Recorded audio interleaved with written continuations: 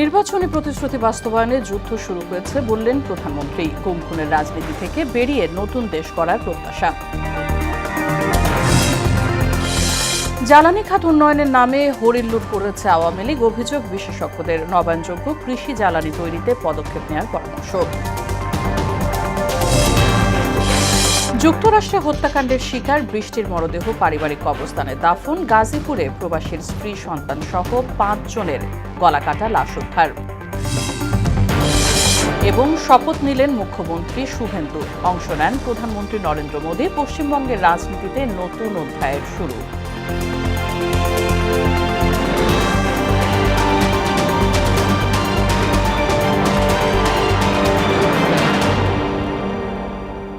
আসসালামু আলাইকুম, স্বাগত মোহনা সংবাদে। শুনছিলেন শিরোনাম, পুরো সংবাদের সঙ্গে আছে রাশিদা সুলতানা রিঙ্কু। নির্বাচনী প্রতিশ্রুতি বাস্তবায়নে বিএনপি সরকার নতুন যুদ্ধ শুরু করেছে বলে মন্তব্য করেছেন প্রধানমন্ত্রী তারেক রহমান। সেই সঙ্গে দলীয় নেতাকর্মীদের নির্বাচনী ইশতেহার বাস্তবায়নে সরকারকে সফল করতে সহযোগিতার আহ্বান জানান তিনি। গুম খুনের রাজনীতি থেকে বের হয়ে নতুন দেশ গড়ার প্রত্যাশা ব্যক্ত করেন প্রধানমন্ত্রী। শনিবার সকালে রাজধানীর কেআইবি মিলনায়তনে বিএনপি আয়োজিত মতবিনিময় সভায় এসব কথা বলেন সরকার প্রধান। তানজিদ ভুঁইয়ার প্রতিবেদন।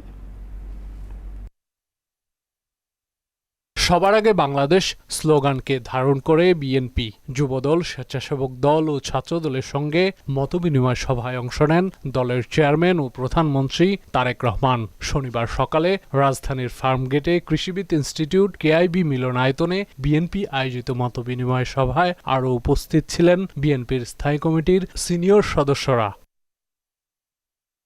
অংশ নেন বিএনপি সরকারের বিভিন্ন গুরুত্বপূর্ণ মন্ত্রী, প্রতিমন্ত্রী বৃন্দরা। এতে যুবদল, স্বেচ্ছাসেবক দল এবং ছাত্রদলের সভাপতি, সাধারণ সম্পাদক সহ কেন্দ্রীয় নেতৃবৃন্দরাও উপস্থিত ছিলেন। প্রধানমন্ত্রী তার বক্তব্যে বলেন, দেশের সুশাসন, শিক্ষার সুন্দর পরিবেশ এবং বাসযোগ্য নিরাপদ দেশ গড়তে সরকার প্রতিশ্রুতিবদ্ধ। আমরা মানুষকে যে কমিটমেন্ট দিয়েছিলাম সেই কমিটমেন্টগুলোর বাস্তবায়ন করা। আমরা মানুষকে যখন স্বৈরাচারের বিরুদ্ধে, ফ্যাসিবাদের বিরুদ্ধে আমরা আন্দোলন করছিলাম, তখন আমরা বলেছিলাম যে আমাদের উপরে যেরকম অত্যাচার নির্যাতন হচ্ছে, যেরকম গুম খুনের শিকার হচ্ছে রাজনৈতিক দলের নেতাকর্মীরা, আমরা চাই দেশে এমন একটি রাজনৈতিক পরিস্থিতি হোক যেখানে আমরা ডিবেট করব, কথা বলবো, কিন্তু এরকম পরিস্থিতি আমরা তৈরি হতে দেব না। এ সময় ফ্যাসিস্ট সরকারের অত্যাচার নির্যাতনের কথা উল্লেখ করে তিনি বলেন, জাতীয় নির্বাচনে দেয়া প্রতিশ্রুতি বাস্তবায়নে সরকার নিরলসভাবে কাজ করে যাচ্ছে। ম্যানিফেস্টোতে আমরা যা যা বলেছি, আমাদের সর্বোচ্চ দিয়ে সরকারকে চেষ্টা করতে হবে এই ম্যানিফেস্টোর বাস্তবায়ন করার জন্য। নির্বাচন হয়ে যাওয়ার পরে এবং ফলাফল বের হবার পরে, আমরা বিশেষ করে সরকার গঠন করার পরে এই ম্যানিফেস্টোটি আমাদের সরকারের তথা বাংলাদেশের জনগণের ম্যানিফেস্টোতে পরিণত হয়েছে। বিএনপি সফল না হলে সরকারও সফল হতে পারবে না বলে মন্তব্য করেন প্রধানমন্ত্রী। বিএনপির সফলতা তখনই নির্ভর করছে যখন আপনারা এখানে উপস্থিত প্রত্যেকটি মানুষ এবং আপনারা যাদেরকে নেতৃত্ব দিচ্ছেন তাদেরকে সাথে নিয়ে সরকারের পেছনে এসে না দাঁড়ান। বর্তমান সরকারকে কাঙ্ক্ষিত লক্ষ্যে পৌঁছতে সবাইকে পাশে থাকার আহ্বান জানান সরকার প্রধান। উপস্থিত সকল নেতৃবৃন্দ, আপনাদের সহযোগিতা প্রয়োজন। তানজিদ ভুঁইয়া, মোহনা সংবাদ, ঢাকা। তেজগাঁয়ে প্রধানমন্ত্রীর কার্যালয়ে বিশেষ চাহিদা সম্পন্ন শিক্ষার্থীর উদ্ভাবিত গাড়ি পরিদর্শন করলেন প্রধানমন্ত্রী তারেক রহমান। এ সময় একাদশ শ্রেণীর প্রতিবন্ধী ছাত্র ওয়াকিবুল ইসলামের তৈরি করা গাড়িটিতে চড়ে তাকে উৎসাহিত করেন প্রধানমন্ত্রী। প্রধানমন্ত্রীর মুখ্য সচিব এবিএম আব্দুল সাত্তার, প্রতিরক্ষা উপদেষ্টা ডক্টর একেএম শামসুল ইসলাম, অতিরিক্ত প্রেস সচিব আতিকুর রহমান রুমন সহ দফতরের ঊর্ধ্বতন কর্মকর্তারা এতে উপস্থিত ছিলেন।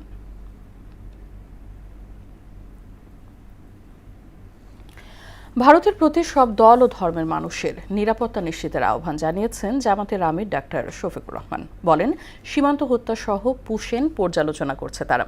শনিবার বিদেশ সফর শেষে দেশে ফিরে রাজধানীর হজরত শাহজালাল আন্তর্জাতিক বিমানবন্দরে সাংবাদিকদের এসব কথা বলেন তিনি। দ্রব্যমূল্যের ঊর্ধ্বগতি দেখতে কাল সরাসরি মাঠে নামা হবে বলে জানান জামাত আমির। এছাড়া গাজীপুরে একই পরিবারের 5 জনকে গলা কেটে হত্যার নিন্দা জানিয়ে সরকারকে আইনশৃঙ্খলা পরিস্থিতির দিকে মনোযোগী হওয়ার আহ্বান জানান বিরোধী দলীয় নেতা। আমরা ইন্ডিয়া সরকারের প্রতি অনুরোধ জানাবো, বিশেষ কোনো ধর্ম, বর্ণ কিংবা গোত্রকে যেন টার্গেট করে কারো কোনো প্রতিসাধন করা না হয়। আমরা এটা তাদের প্রতি আহ্বান জানাবো। সরকার এখন বেশি বেশি পলিটিসাইজ হয়ে গেছে, এখন পলিটিক্যাল জায়গাগুলো দখল করার কাজে ব্যস্ত থাকলে তো এই সময় হবে না। এই সময় দেশের মানুষের নিরাপত্তাকে আগে নিশ্চিত করতে হবে। দাদা দাদির কবরের পাশে চিরনিদ্রায় শায়িত হলেন যুক্তরাষ্ট্রের ফ্লোরিডায় নির্মম হত্যার শিকার নাহিদা সুলতানা বৃষ্টি। বাদ আসর মাদারীপুরে পারিবারিক কবরস্থানে তার দাফন সম্পন্ন হয়। এর আগে সকাল 9টায় বৃষ্টির মরদেহ ঢাকায় পৌঁছয়। এ সময় ঘাতকের সর্বোচ্চ শাস্তি দাবি জানায় নিহতের বাবা। আর পররাষ্ট্র সচিব আসাদ আলম সিয়াম বলেন, হত্যার ঘটনায় সুষ্ঠু তদন্ত ও বিচার নিশ্চিতে কাজ করছে সরকার। আরও জানাচ্ছেন উষা ফেরদৌস।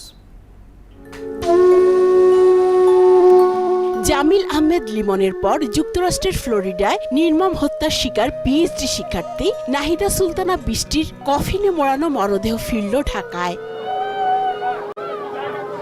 ইউনিভার্সিটি অব সাউথ ফ্লোরিডার পিএইচডি শিক্ষার্থী ছিলেন লিমন ও বৃষ্টি।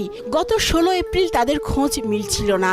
এক বন্ধু বিষয়টি বিশ্ববিদ্যালয় কর্তৃপক্ষের নজরে আনেন। পরে পুলিশ নিশ্চিত করে দুজনই নৃশংস হত্যাকাণ্ডের শিকার হয়েছেন। হত্যায় জড়িত থাকার অভিযোগে লিমনের রুমমেট মার্কিন নাগরিক হিশাম আবু গরবেহকে গ্রেপ্তার করে পুলিশ।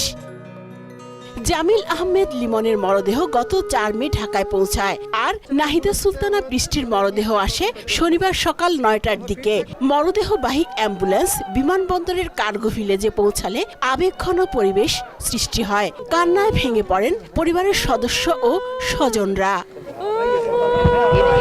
এ সময় ঘাতকের সর্বোচ্চ শাস্তির দাবি করেন বৃষ্টির বাবা জহিরুদ্দিন আকন। 17 তারিখে ও ল্যান্ড করবে, এইভাবে আমরা প্রস্তুতি নিয়েছিলাম যে ও রাত 2:30টার সময় এখানে ল্যান্ড করবে, আমরা ওইভাবে নিতে আসবো। কিন্তু তার আগে ওকে নিতে আসলাম, তবে জীবিত না মৃত। ঘাতকের জন্য সর্বোচ্চ শাস্তি হয় আমাদের বাংলাদেশের প্রশাসনিক পক্ষ থেকে বা মন্ত্রণালয় থেকে জন্য এটা বলা হয়। সারা বিশ্বের লোকেই জানে যে একটা ঘাতক কুখ্যাত ঘাতক ছিল এবং সবার পক্ষ থেকে জন্য সেই ঘাতকের সর্বোচ্চ শাস্তি মৃত্যুদণ্ড হয়। ঘটনার সুষ্ঠু তদন্ত ও যথাযথ বিচার নিশ্চিতে কাজ করছে বলে জানালেন পররাষ্ট্র সচিব আসাদ আলম সিয়াম। বৃষ্টির হত্যাকাণ্ডের সাথে অভিযুক্ত যারা, তাদের তদন্ত যাতে সুষ্ঠুভাবে হয় এবং পরবর্তীতে যাতে তাদের বিচার যথাযথভাবে হয় সেজন্য কাজ করে যাচ্ছে। আমরা মার্কিন কর্তৃপক্ষের সাথে সার্বক্ষণিক যোগাযোগের মধ্যে আছি। আশা করা যায় বৃষ্টির পরিবার বৃষ্টির হত্যাকাণ্ডের সঠিক এবং সুষ্ঠু বিচার পাবে। লিমন বৃষ্টির পরিবারের প্রতি গভীর সমবেদনা জানান তিনি। গভীর সমবেদনা জানাই। আল্লাহ বৃষ্টিকে জান্নাতুল ফেরদৌস নসিব করুন। মাদারীপুর সদর উপজেলার খোয়াজপুর ইউনিয়নের চর গোবিন্দপুর গ্রামে পারিবারিক কবরস্থানে চিরনিদ্রায় শায়িত হন নাহিদা সুলতানা বৃষ্টি। উষা ফেরদৌস, মোহনা সংবাদ। গাজীপুরের কাপাসিয়া উপজেলায় এক প্রবাসীর স্ত্রী ও সন্তানসহ একই পরিবারের 5 জনকে গলা কেটে হত্যা করেছে দুর্বৃত্তরা। গেল রাতে উপজেলার রাউতকোনা গ্রামে ঘটনা ঘটে। গৃহকর্তা ফোরকান মিয়াই তার স্ত্রী, 3 সন্তান ও শ্যালককে হত্যা করেছেন বলে অভিযোগ করেছেন স্থানীয়রা। ঘটনার পর থেকে স্বামী ফোরকান পলাতক রয়েছেন বলে জানান জেলার অতিরিক্ত পুলিশ সুপার আসাদুজ্জামান। আতিকুর রহমান আমিনের তথ্যচিত্র আরও জানাচ্ছেন মিশাল বিনতে আনোয়ার।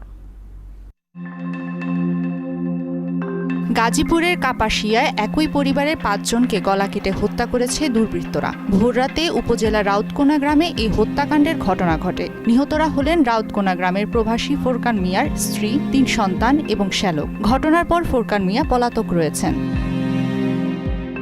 প্রত্যক্ষদর্শীরা জানান ভোরে ঘরের মেঝেতে 3 শিশু, নারী ও এক যুবকের মরদেহ পড়ে থাকতে দেখা যায়। আন্টেরে ডাকলাম, পাইনি। তারপরে ব্যালকনি আইলাম, ব্যালকনিতে পাইনি। যে সময় ভিতরে ঢুকে দেখি পর্দা সরাইছি, পর্দার সাইডে তারা বাইন্দা মানে গ্রিলের সাথে বাইন্দা রাখছে। স্থানীয় লোকজন আছে যারা আইনশৃঙ্খলা লোক সহ আমরা ভিতরে ঢুকলাম। ভিতরে ঢুকে দেখলাম যে 5টাই মার্ডার। পুলিশ জানায় হত্যাকাণ্ডের রহস্য উদ্ঘাটন এবং জড়িতদের গ্রেফতারের অভিযান শুরু করেছে। এই ঘটনায় জড়িতদের শনাক্তে কাজ করছে আইনশৃঙ্খলা বাহিনী। তার নাম ফোরকান, বাড়ি গোপালগঞ্জ জেলায়।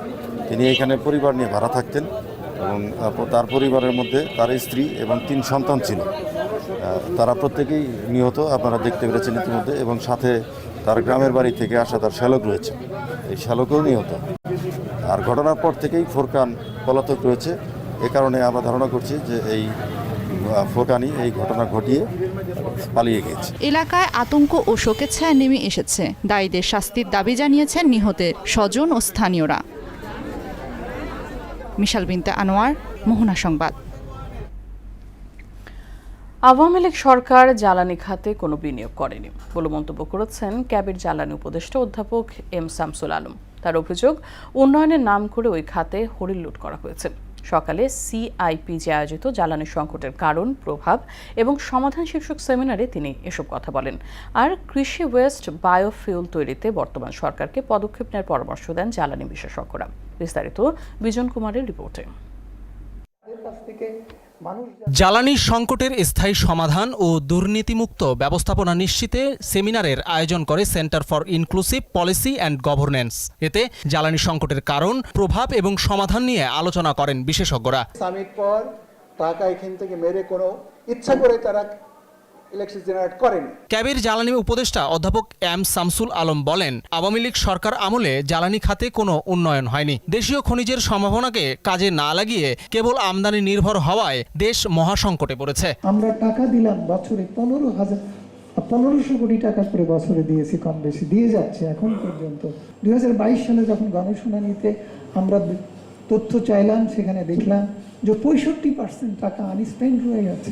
অর্থাৎ জ্বালানি খাত উন্নয়নে সরকার তো বিনিয়োগ করেইনি, টাকা তো একদিকে লুণ্ঠন করেইছে। আওয়ামী লীগ সরকারকে জ্বালানি অপরাধী আখ্যা দিয়ে শামসুল আলম বলেন, তারা সাধারণ মানুষকে জ্বালানির প্রাপ্যতা থেকে বঞ্চিত করেছে। এইভাবে টাকা আটকে রেখে এই যে গ্যাস রপ্তানি ঠেকায় আমরা টাকা দিলাম, সে টাকা খরচ না করে এলএনজি আমদানি যে বাজার তৈরি করা হলো, তাহলে তাদের কি বিচার হবে? তাদের কি মৃত্যুদণ্ড হওয়া উচিত না?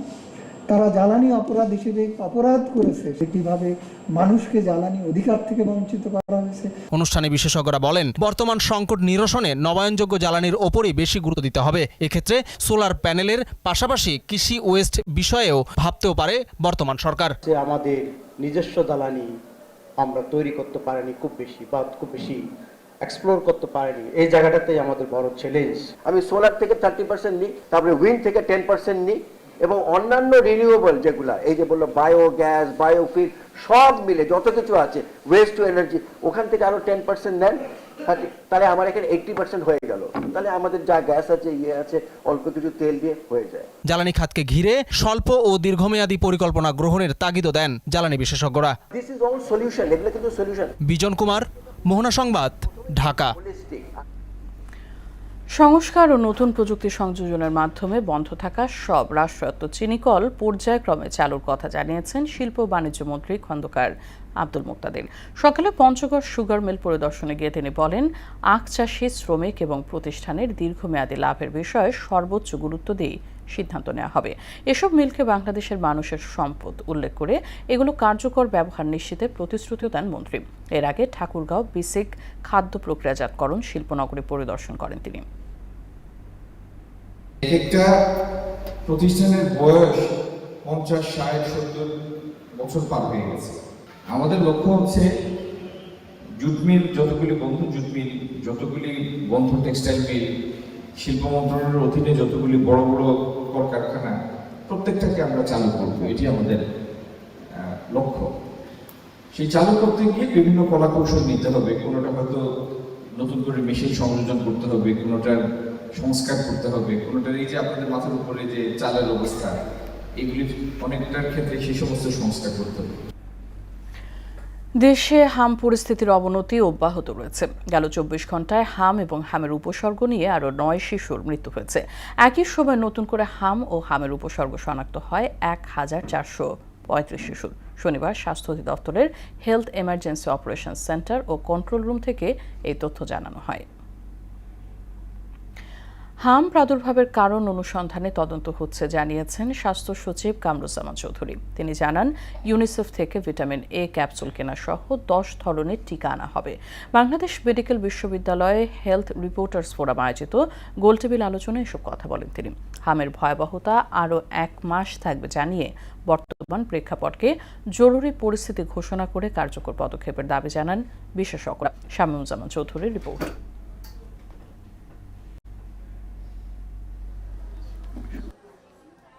কোন কোনোভাবেই কমছে না হামের প্রাদুর্ভাব। প্রতিদিন আক্রান্ত হচ্ছেন ১৫০০-এর বেশি শিশু, আর মৃত্যু হচ্ছে গড়ে ১০ জন। সারা দেশে হামের প্রাদুর্ভাব ও উত্তরণের পথ নিয়ে শনিবার সকালে বাংলাদেশ মেডিকেল বিশ্ববিদ্যালয়ে গোলটেবিল আলোচনার আয়োজন করে বাংলাদেশ হেলথ রিপোর্টার্স ফোরাম। আক্রান্তদের ৮০% ভ্যাকসিন নেননি বলে উঠে আসে আলোচনায়। Most importantly, immunity gap. Most importantly, unvaccination case. অনেক 80% unvaccinated baby. তো এটা আসলে তার মধ্যে malnutrition, low breast feeding rate, 50%, 51% breast feeding. বক্তারা বলেন যে কোনো সময়ের চেয়ে এবার হামের উপসর্গ এবং জটিলতা অনেকটাই বেশি দেখা যাচ্ছে। বিশ্বের বিভিন্ন দেশেও এ সংক্রমণ দেখা যাচ্ছে। কনফার্ম কেস যেগুলির ল্যাবরেটরি কনফার্ম কেস সেগুলির মধ্যে 72.2% ছিল আনভ্যাকসিনেটেড। এটা একটা ভয়াবহ একটা ব্যর্থতা বা ভয়াবহ একটা তথ্য। রুটিন ইপিআই কার্যক্রমে অন্তত 19% শিশুকে টিকার আওতায় আনা যাচ্ছে না। সময় মতো রুটিন টিকা ও পুষ্টি নিশ্চিত করা না গেলে হামের প্রাদুর্ভাব কমানো সম্ভব নয় বলে জানান আলোচকরা। যদি আমি আমার বাচ্চাকে টিকা দিই, আমার বাচ্চা তো সুরক্ষিত, কিন্তু এর মাধ্যমে অন্য বাচ্চাগুলো বেঁচে যাবে, অন্য বাচ্চারা মারা যাবে না। সেই দুইটা কারণে আমি রিকোয়েস্ট করবো আপনাদের মাধ্যমে যেন কোনো বাচ্চা বাদ না যায়। ক্যাম্পেইন চলবে 20 মে পর্যন্ত, আমাদের হাতে সময় আছে। আরও অন্তত 1 মাস এই শিশু মৃত্যু দেখতে হতে পারে বলে সতর্ক করেন জনস্বাস্থ্য বিশেষজ্ঞরা। রোগীর অবস্থা বিবেচনায় জাতীয় জরুরি পরিস্থিতি ঘোষণার দাবি তাদের। আপনি পাবলিক হেলথ এমার্জেন্সি বলতে কুণ্ঠাবোধ করেন, মহামারী বলতে কুণ্ঠাবোধ করেন। এখন আমরা শিশু মৃত্যু আমাদেরকে দুঃখজনকভাবে আরো 1 মাস সহ্য করতে হবে। 1 মাসের ভিতরে কমে যাবে আমরা আশা করি। টিকার যেই সাফল্য, রোগী কমা শুরু করবে, তারপরে প্রতি 1 মাস হয়তো আমাদের মৃত্যু দেখতে। স্বাস্থ্য অধিদপ্তরের মহাপরিচালক বলেন, সময় মতো ক্যাম্পেইন না হওয়ায় আউটব্রেক হয়েছে। আর হামের প্রাদুর্ভাব কেন হলো তা নিয়ে তদন্ত হচ্ছে বলে জানিয়েছেন স্বাস্থ্য সচিব। কেন আমাদের এই বাচ্চাগুলো আমরা হারালাম, কি কারণে, কোথায় আমাদের সমস্যা ছিল, আমাদের কোনো গাফিলতি ছিল কিনা, বা আমাদের কর্মকর্তাদের কিংবা দায় দায়িত্ব নির্ধারণ, এগুলো সবই একটা তদন্ত হলে যা হয় সবকিছুই হবে ইনশাআল্লাহ। 1 লক্ষ স্বাস্থ্যকর্মী নিয়োগ দেওয়ার পাশাপাশি আরো 10 ধরনের টিকা আসছে বলে জানান স্বাস্থ্য সচিব। আপনারা যে তথ্য প্রবাহ অব্যাহত রেখেছেন আমাদের প্রতি, এটিও যদি অব্যাহত থাকে, আমরা আশা করি যে আমরা এই হাম প্রাদুর্ভাবকে যথাযথভাবে মোকাবেলা করতে পারব। শামীমুজ্জামান চৌধুরী, মোহনা সংবাদ, ঢাকা। পশ্চিমবঙ্গের মুখ্যমন্ত্রী হলেন শুভেন্দু অধিকারী। তৃণমূল নেত্রী মমতা বন্দ্যোপাধ্যায়ের ছায়াসঙ্গী থেকে কলকাতার মসনদে আরোহণ করলেন তিনি। শপথ অনুষ্ঠানে যোগ দেন প্রধানমন্ত্রী নরেন্দ্র মোদী ও কেন্দ্রীয় স্বরাষ্ট্রমন্ত্রী অমিত শাহ। অনুষ্ঠানকে ঘিরে ব্রিগেড চত্বরে নিরাপত্তা ব্যবস্থা জোরদার করা হয়। অন্যদিকে সমর্থন পরিপূর্ণ না হওয়ায় শপথ গ্রহণ অনিশ্চিত হয়ে পড়েছে বিজয় থালাপতির। বিস্তারিত প্রিয়াঙ্কা নিতুর ডেস্ক রিপোর্টে। সকালে সৌমিক ভট্টাচার্য এবং শুভেন্দু অধিকারীকে সঙ্গে নিয়ে ব্রিগেডে প্রবেশ করেন প্রধানমন্ত্রী নরেন্দ্র মোদী। পরে বিভিন্ন আনুষ্ঠানিকতা শেষে পশ্চিমবঙ্গের প্রথমবারের মতো বিজেপির মুখ্যমন্ত্রী হিসেবে শপথ নেন শুভেন্দু অধিকারী। শপথ নেন নতুন রাজ্য সরকারের মন্ত্রীরা।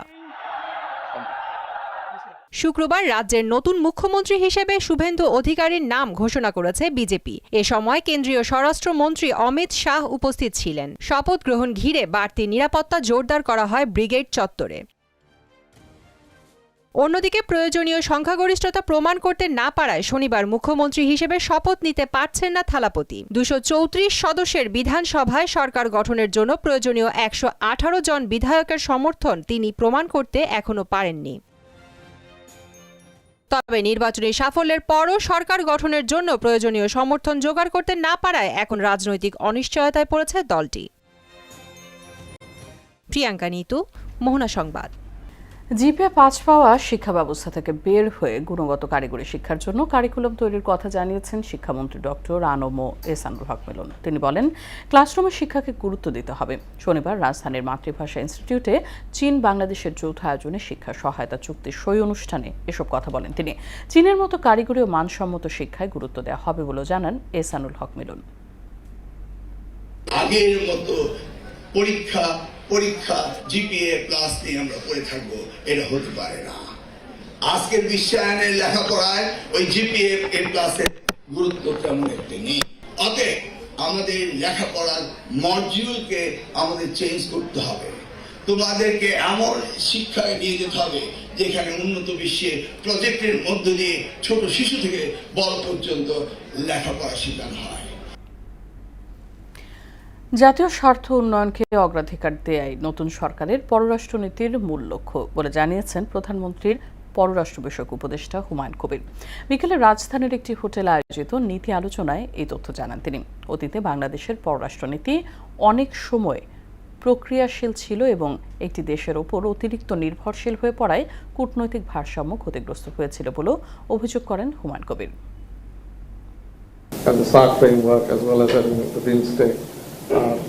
Two of those that I outlined, but we will adopt a flexible foreign policy to have to embrace multiple instruments in order to strengthen regional cooperation.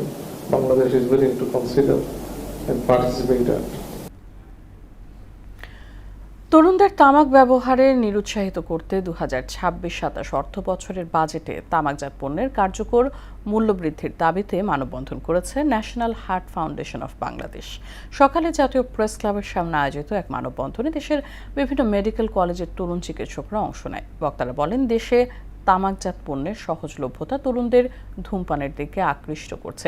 জনস্বাস্থ্য সুরক্ষায় তামাক পণ্যের উপর কার্যকর কর বৃদ্ধি ও মূল্য বাড়ানোর বিকল্প নেই। আন্তর্জাতিক প্রসঙ্গ। যুক্তরাষ্ট্র ইরানের মধ্যে নতুন করে সংঘর্ষের ঘটনায় যুদ্ধবিরতি কার্যত অনিশ্চয়তার মুখে পড়েছে। মার্কিন গোয়েন্দা সংস্থা CIA এর বিশ্লেষণে দেখা গেছে, ইরানের বন্দরগুলোতে যুক্তরাষ্ট্রের অবরোধ অব্যাহত থাকলেও আরও প্রায় 4 মাস পর্যন্ত তেহরান অর্থনৈতিক সংকটে পড়বে না। এদিকে ইরানের পররাষ্ট্রমন্ত্রী আব্বাস আরাকচি যুক্তরাষ্ট্রের বিরুদ্ধে অভিযোগ করেছেন, কূটনৈতিক সমাধান সামনে থাকলেও যুক্তরাষ্ট্র বারবার বেপরোয়া সামরিক অভিযানের পথ বেছে নিচ্ছে। বিস্তারিত প্রিয়াঙ্কা নিতুর ডেস্ক রিপোর্টে। ইরানের পরমাণু প্রকল্প নিয়ে টানাপোড়েনের জেরে 40 দিন ধরে যুদ্ধের পর গেল 12 এপ্রিল দেশটির বন্দরগুলোতে অবরোধ জারি করে যুক্তরাষ্ট্র। ফলে প্রায় 1 মাস ধরে ইরানের বন্দরগুলো থেকে কোনো জাহাজ বাইরে যেতে পারছে না, আবার কোনো জাহাজ বন্দরে ভিড়তেও পারছে না। এমন প্রেক্ষাপটে মার্কিন গোয়েন্দা সংস্থা CIA এর এক মূল্যায়ন প্রতিবেদনে বলা হয়েছে, নৌ অবরোধ চললেও ইরান অন্তত 4 মাস বড় ধরনের অর্থনৈতিক চাপ ছাড়াই টিকে থাকতে সক্ষম হবে। এদিকে ইরানের পররাষ্ট্রমন্ত্রী আব্বাস আরাকচি যুক্তরাষ্ট্রের বিরুদ্ধে অভিযোগ করেছেন, কূটনৈতিক সমাধান সামনে থাকলেও তারা বারবার বেপরোয়া সামরিক অভিযানের পথ বেছে নিচ্ছে। অন্যদিকে হরমুজ প্রণালীকে ঘিরে হামলা পাল্টা সামরিক অভিযানের মধ্যেই তেহরানের কাছে অন্তর্বর্তী চুক্তির প্রস্তাব পাঠিয়েছে ওয়াশিংটন। মার্কিন পররাষ্ট্রমন্ত্রী মার্কো রুবিও বলছেন, ইরানের জবাবের অপেক্ষায় রয়েছে যুক্তরাষ্ট্র। প্রিয়াঙ্কা নিতু, মোহনা সংবাদ। শেষ করব সংবাদ, তবে যাবার আগে শিরোনামগুলো আরও একবার।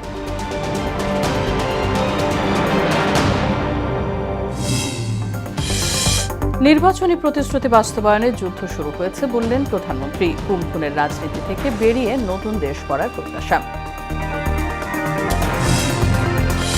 জ্বালানি খাত উন্নয়নের নামে হরিলুট করেছে আওয়ামী লীগ, অভিযোগ বিশেষজ্ঞদের। নবায়নযোগ্য কৃষি জ্বালানি তৈরিতে পদক্ষেপ নেওয়ার পরামর্শ। যুক্তরাষ্ট্রে হত্যাকাণ্ডের শিকার বৃষ্টির মরদেহ পারিবারিক কবরস্থানে দাফন। গাজীপুরে প্রবাসীর স্ত্রী সন্তান হত্যা সহ 5 জনের গলাকাটা লাশ উদ্ধার। এবং শপথ নিলেন মুখ্যমন্ত্রী শুভেন্দু। অংশ নেন প্রধানমন্ত্রী নরেন্দ্র মোদী। পশ্চিমবঙ্গের রাজনীতিতে নতুন অধ্যায় শুরু।